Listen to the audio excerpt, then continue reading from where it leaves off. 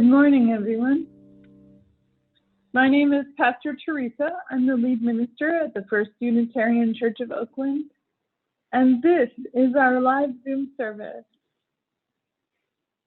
Please turn your video off while we light the chalice and the Black Lives Matter candle. This will allow people to see the words on the screen and be able to follow along. We light this chalice, symbol of Unitarian Universalism. May it remind us of the divine spark in all creation, the power of love to heal what is broken, and to be grateful for life's blessings each day. And now the Black Lives Matter candle. We light this candle in solidarity with the Black Lives Matter movement and work for the day in which Black lives are treated equitably and with dignity and justice. We would like to welcome you today to this service for the First Unitarian Church of Oakland. We are an intentionally multi-generational, multiracial, multicultural, inclusive, and anti-oppressive religious community. It's a lot of description, but it's important to us, and I'm actually proud of the work we're doing on these things. We're working as we go. Today, we celebrate the idea of holding the light. And we're going to be talking about a variety of things, including the upcoming election. We're really glad you're here. We're thankful that you've joined us. And we're about to start recording the session. So if you don't want to be in the recording, please keep your camera turned off. And speaking of cameras, for much of the service, we're asking you to turn off your cameras, as this makes it easier for many of us to focus on the music and words. There will be times to see each other, and we'll let you know when to turn your cameras on.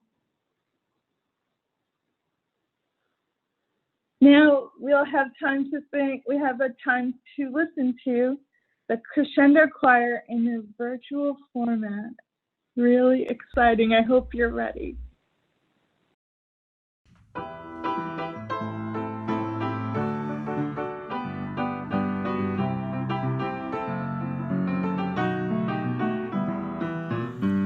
Welcome you from a place in my heart.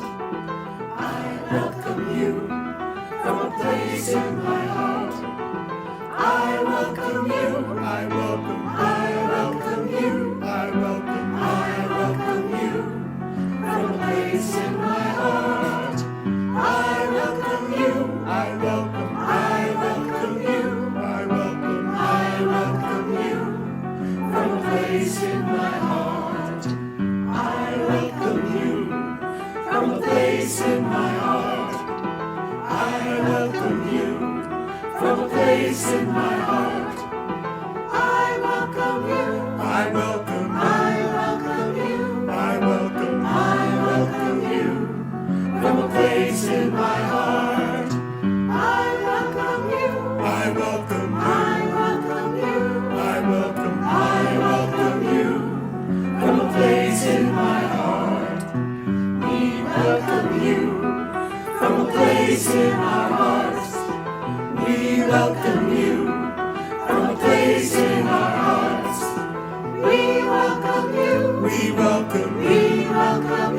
We welcome you from a place in our hearts. We welcome you. We welcome you. We welcome you from a place in our hearts.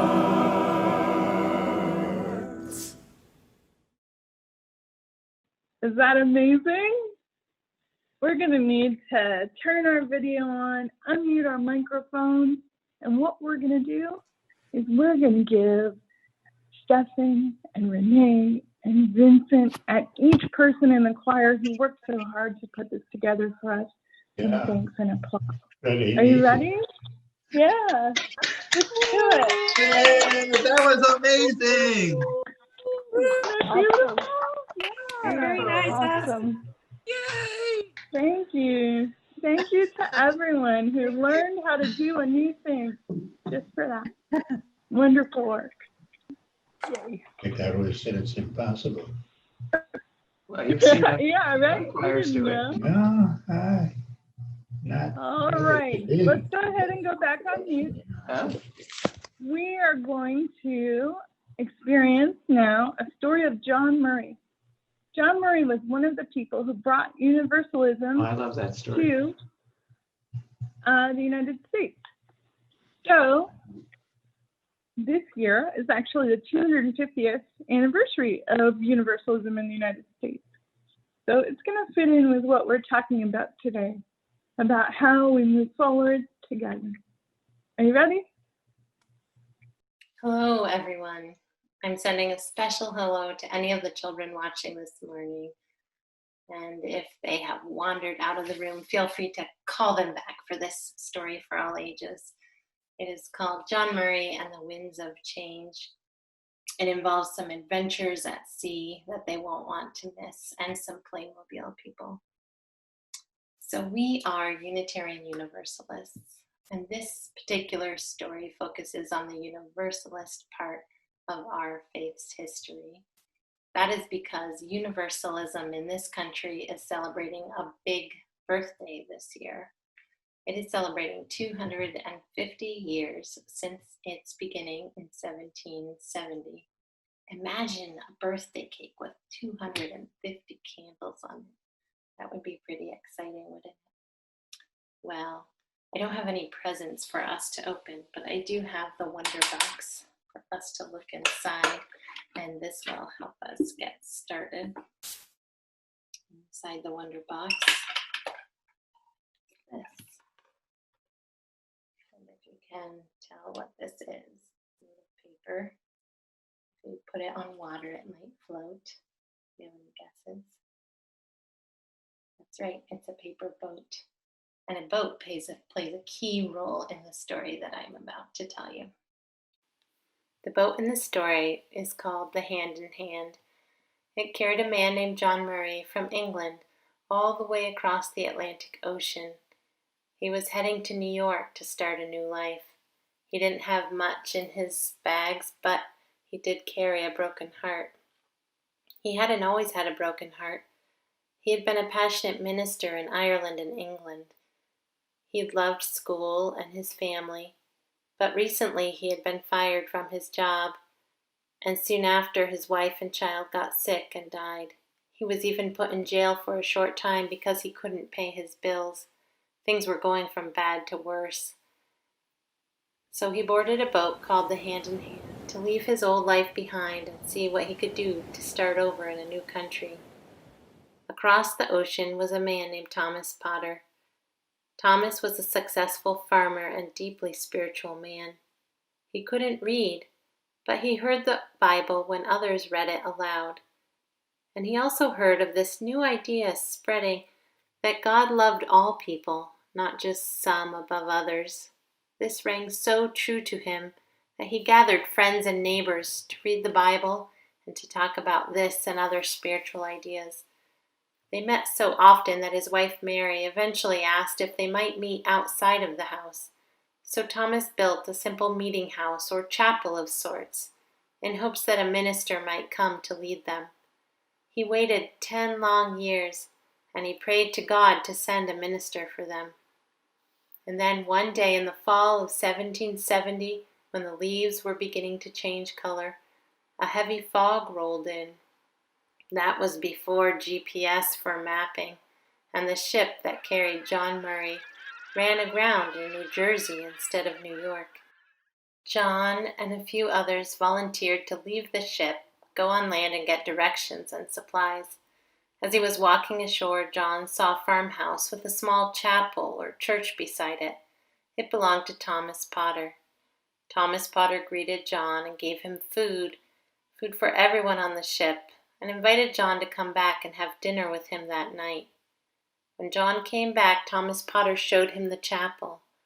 Potter said he believed in the loving God who wanted to accept all people into heaven. John said that he believed the same thing. Thomas Potter told John that he had built the chapel and was waiting for God to send him a minister. You, John, are that minister. I have waited for you a long time. John did not want to hear this. He was not a preacher anymore, and he was determined to never preach again. Yet Thomas Potter seemed confident that John was the Universalist preacher he had been waiting for, and he asked John to preach on Sunday. "I can't preach on Sunday," said John, "because as soon as the wind changes, my boat will set sail, and I must be on it." "If the boat has not sailed by Sunday, will you preach?" asked Thomas Potter. "If I am still here on Sunday, I will preach," said John Murray. Now what do you think happened? Did the wind blow the sailboat away, taking John Murray with it? No, no wind blew and no ship sailed. John Murray preached that Sunday morning, September 30th, 1770, in the chapel Thomas Potter built for him many years before.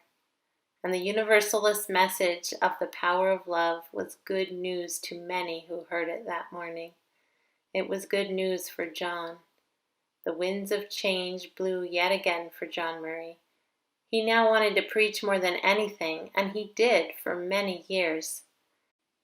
He did set sail later that Sunday for New York, but he returned very soon after to preach again at Thomas Potter's chapel, and many times in the following years. He traveled from Virginia all the way throughout New England to share this big new idea of a universal love for all people, no matter what mistakes you might have made. Now in the year 2020, each of us as Unitarian Universalists can continue that work of John Murray and Thomas Potter by making sure that in our families, in our congregation, and in the wider community, everyone knows the importance of each and every person, no matter our differences. Well, it has been fun sharing this story of our Universalist faith with you, and I hope that you might carry this message of love for everybody into your life this week and the weeks going forward. I think I need to get these Playmobil people back to Marissa. See you next time. Ooh.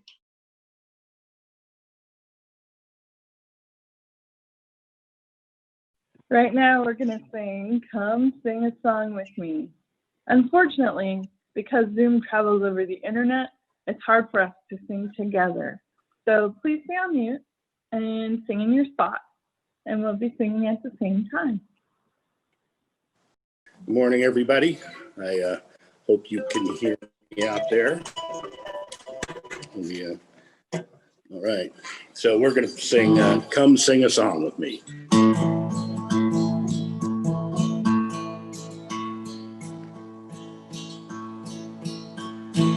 Come sing a song with me.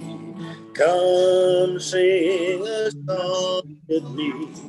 Come sing a song with me, that I might know your mind. And I'll bring you hope when hope is hard to find. Okay, somebody's not muted and it's kind of throwing everything off. So if you can make sure you're muted, that would be greatly appreciated. So we're going to start over, and it's because of the internet. Here we go. Come sing a song with me. Come sing a song with me. Come sing a song with me. Come sing a song with me, that I might know your mind. And I'll give you hope when hope is hard to find. And I'll bring a song of love, wild rose in the winter time. Come dream a dream with me. Come dream a dream with me. Come dream a dream with me. Come dream a dream with me, so I might know your mind. And I'll give you hope when hope is hard to find. And I'll bring a song of love, a rose in the winter time. Come walk in the rain with me. Come walk in the rain with me. Come walk in the rain with me. Come walk in the rain with me, so I might know you're mine. And I'll give you hope when hope is hard to find. And I'll bring a song of love, a rose in the winter time. Come sing a song with me. Come sing a song with me. Come sing a song with me. Come sing a song with me, so I might know you're mine. And I'll bring you hope when hope is hard to find. And I'll bring the joy of love, a rose in the winter time.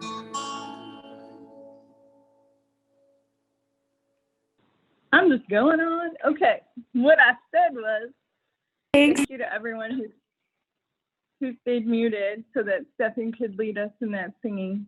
It's a little tricky on Zoom because we can't do it all at the same time, but it really helps when he can hear and play the guitar. So thanks, everyone. Next up, we have Ron Weisberg with a poem called Holding the Light by Stuart Kestenberg.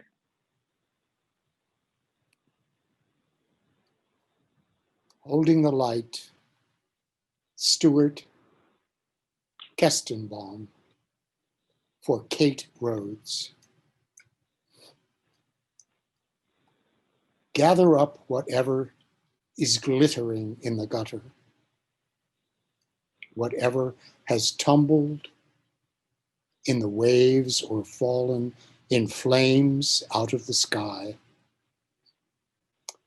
For it is not only our hearts that are broken, but the heart of the world as well. Stitch it back together. Make a place where the day speaks to the night and the earth speaks to the sky. Whether we created God or God created us, it all comes down to this. In our imperfect world, we are meant to repair and stitch together what beauty there is.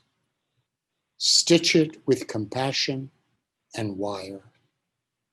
See how everything we have made gathers the light inside itself and overflows. A blessing.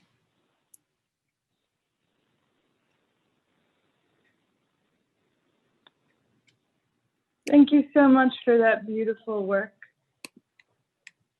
We're going to move now to a time when we gather to say what is on our heart. I'll ring a bell in just a moment, and then I invite you to say a word or two about what you're thinking about. We're thinking about Gogi Hada. We're thinking about Kiran Rana. We're thinking about others who are struggling during this time. We're thinking about the complexity of the upcoming election. These things, many more things, are on our hearts. I want to lift up Claire Eustace for a blessing. And I want to thank you and invite you to begin in just a moment. What's on your heart? You can unmute and say it, or you can put it in the chat.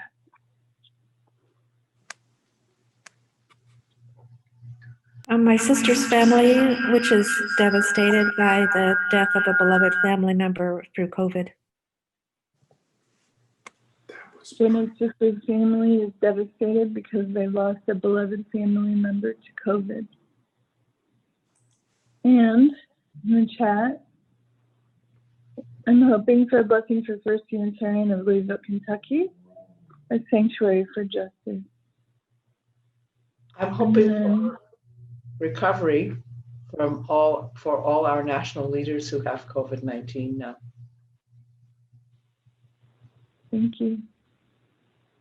A dear friend, Bill Tucker, who had a stroke on Wednesday and is in a coma. Knowing me thinking of her brother Franco, who didn't make it to his 18th birthday.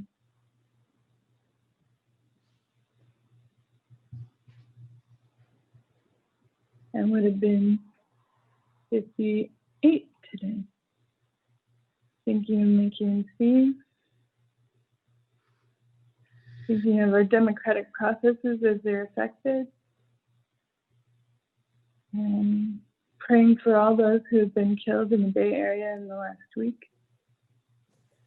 Compassion for the suffering of those who are cruel to others. Strength and love to a dear friend with her mother's cancer diagnosis. Ingrid Mittermeier. Ingrid. And Marcy. Marcy. Kevin King. Marga Schwili. And D'Angelo. Again?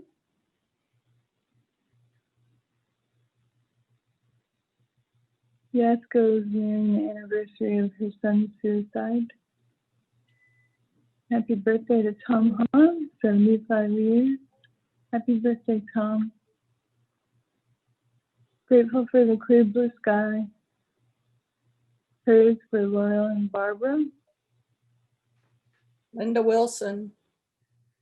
Linda Wilson. Another birthday for David.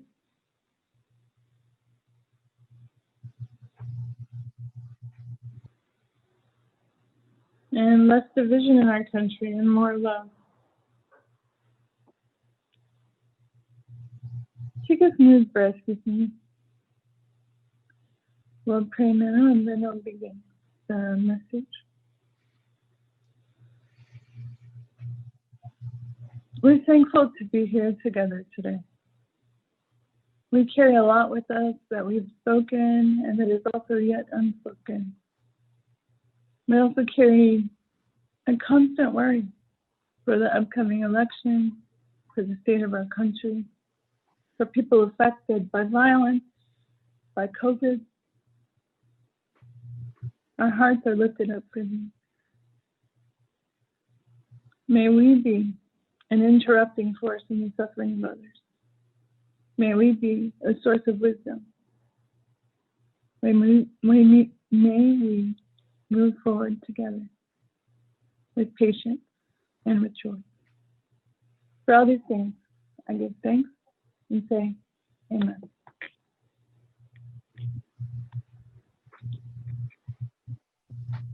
Amen. Amen. Cassandra of Greek myth did not start out as an oracle. She was, however, a princess and a priestess. As with many Greek myths, the story of Cassandra finds its conflict in a relationship entanglement. There were many temples dotting the countryside, each temple dedicated to a single god. Apollo, the god of things like truth and prophecy, among other things, had a beautiful temple dedicated to him in Troy. Apollo went to the temple in Troy to see it and to receive tributes from his followers. When he got there, he saw Cassandra, a priestess in the temple, and thought she was very beautiful. When Cassandra saw Apollo, she thought he was very handsome. Apollo appreciated Cassandra's interest. Well, he said, what would you say to giving me a kiss? Cassandra looked doubtful. I just met you. Apollo liked making deals almost as much as anything else. How about this? If you give me a kiss, I will give you the gift of prophecy.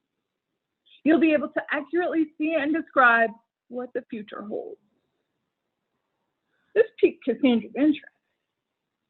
"All right," she said, and with a wave of his hand, Apollo gave Cassandra special powers. She eagerly looked in the future and was shocked and terrified of what she saw. She could see a future in which her home, Troy, was destroyed. She was so scared and upset that she spit in Apollo's face instead of kissing him. Of course, he got angry. It was not possible for him to take back his gift. "I cannot take back the gift of prophecy, but I can make it useless." "From this moment," Apollo said, "you will still be able to tell the truth, but no one will ever believe you." And with that, Apollo disappeared into a sunbeam. And the consequence was horrible for Cassandra. She tried to tell everyone that Troy was in danger, but no one believed her. Troy did indeed get destroyed by the Greek army when they left a huge horse sculpture at the gate. Inside, it was full of Greek warriors who got out of the horse at night and opened the gate to let the rest of the Greek army in. They destroyed Troy, and Cassandra was taken prisoner. Where else does this happen? When does it feel familiar that someone tells the truth, but it is not believed? As we near the election, the question of what is true and who is to be believed swirls around us constantly. In fact, people are so accustomed to being in a struggle for truth that the 2016 Word of the Year in the Oxford English Dictionary explains that post-truth is the public burial of objective facts by an avalanche of media appeals to emotion and personal belief. This confusing together of fact and opinion is part of the problem. Whether a sunny day is good or bad is an opinion. Whether butter pecan ice cream is better than salted caramel crunch is an opinion. That racism causes harm is not an opinion, it's an observation. That racism isn't that big a deal is not an opinion because it doesn't have to do with likes and dislikes or preferences. Rather, it is the summary of beliefs. Who matters and who belongs is not a matter of preference, but instead a matter of ethics and values. Take a moment with me to think about a person in your life who is different from you. Maybe the first time you met them, you didn't like them. They talked too much, they talked too little, you felt awkward. The truth is that inside each of us, there is an entire universe. White astronomer Carl Sagan put it this way: everything amazing about the universe is inside of you, and the two, you and the universe, are inseparable. We begin an exploration of listening with Cassandra's strong example of not being listened to or believed. Considering the elevation of opinion and feelings over truth in our current culture, maybe you have felt like Cassandra, pleading to be believed, aware of the danger ahead. Do you wish people would believe you that masks make us safer? Do you wonder why it is so hard to believe that public figures, or any figures really, should keep the law? Do you wish that people would believe that human rights violations are bad and believing that, act on it? There are a few things we have to talk about when it comes to not listening to the truth. The first is this: if you know the truth, it is important for you to share it, even if you start to relate to Cassandra's plight. Lebanese-American scholar Nassim Nicholas Taleb puts it this way: your duty is to scream those truths that one should shout, but that are merely whispered. One more time. It is your duty to scream those truths that one should shout, but that are merely whispered. The next thing to consider is that the truth matters. It matters what sources you choose and how you take them into your spirit. I referred briefly earlier to the values we connect to how we treat one another and whether or not we can build a just and fair society. We can, but not without the truth. Fortunately, the truth is part of our communal practice, and not just individually true and verifiable facts, but also the unshakable bedrock of our movement that includes universalism. The idea that everyone is beloved and everyone belongs, and that hell is not a pertinent concept to how we live our lives. This year, Unitarian Universalism marks the 250th anniversary of John Murray's famous 1770 sermon in Thomas Potter's Chapel in Good Luck, New Jersey. We celebrate 2.5 centuries of Universalist contributions and of the moving of spirit among us that we must be prepared to listen to deeply and to respond with generosity, both of spirit and of action. The truth that each person is human and we all belong should perhaps be obvious, but instead we are in an epic struggle to preserve and share the truth and have it be believed. White theorist and philosopher Frederick Jameson asserts that post-truth is an expression of the postmodern condition, and specifically the cultural logic of late capitalism. You have the tools to deal with this complexity. You have both the truth and discernment. You have the ability to listen to the truth, yes, but also to open your heart and let the truth in. Our present challenge includes a truth that is sometimes hard for good people to hear. We are at a moment in which we must embrace, as Black writer and leader Austin Channing Brown says, reimagining an entirely different way of being with one another. Reconciliation requires imagination. It requires looking beyond intentions to real outcomes, real hurts, real histories. Thus, when the report of the Journey Toward Wholeness Committee bears witness that microaggressions with people of color are a matter that must be addressed without delay, you are faced with an invitation to the truth. Will you believe it? Will you let it change you and move you to action? If the answer is yes, join me. On October 13th at 7:30 p.m., I will offer a practice session with breakout rooms, one for Black, Indigenous, and people of color folks on healing from microaggressions, and another one for dominant culture folks on preventing and cleaning up microaggressions as they happen. If you would like to attend, please RSVP to yesplease@uuoakland.org. Don't scramble too much to make that note. The information will be available for you this week. It can be done. We can practice this skill and use it, not only to respect and care for one another, but also to reimagine reconciliation, an entirely different way of being with one another. May it be so. Let us see to it.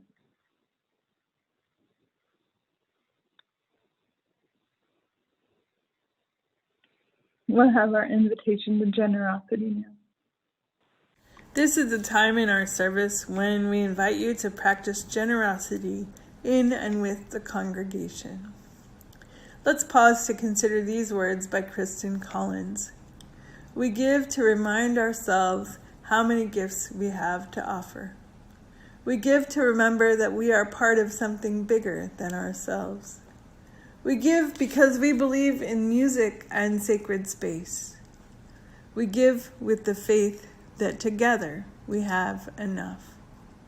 We are grateful to accept your gifts from the giving link on the website, giving by text, or mailing a check to the church. We'll still receive it and it will end up in the right place. Thank you for sharing and giving. Now we're going to close with a song benediction. It's Go Now in Peace. Stephanie will lead us. So we're going to do the same thing we need to do each time, which is mute ourselves for sure and follow along in our own spot. Afterward, you're invited to join First Sunday and coffee hour as well. If you want to come to First Sunday, I would make plans to make that transition directly, but some people will go to coffee hour. All right. Now Thanks, Stephanie. Go now in peace. Go now in peace. May the spirit of love surround you everywhere, everywhere you may go. Go now in peace. Go now in peace. May the spirit of love surround you everywhere, everywhere you may go. Thank you, everyone, for being here with us. It was really great to be with you, and I look forward to seeing you next.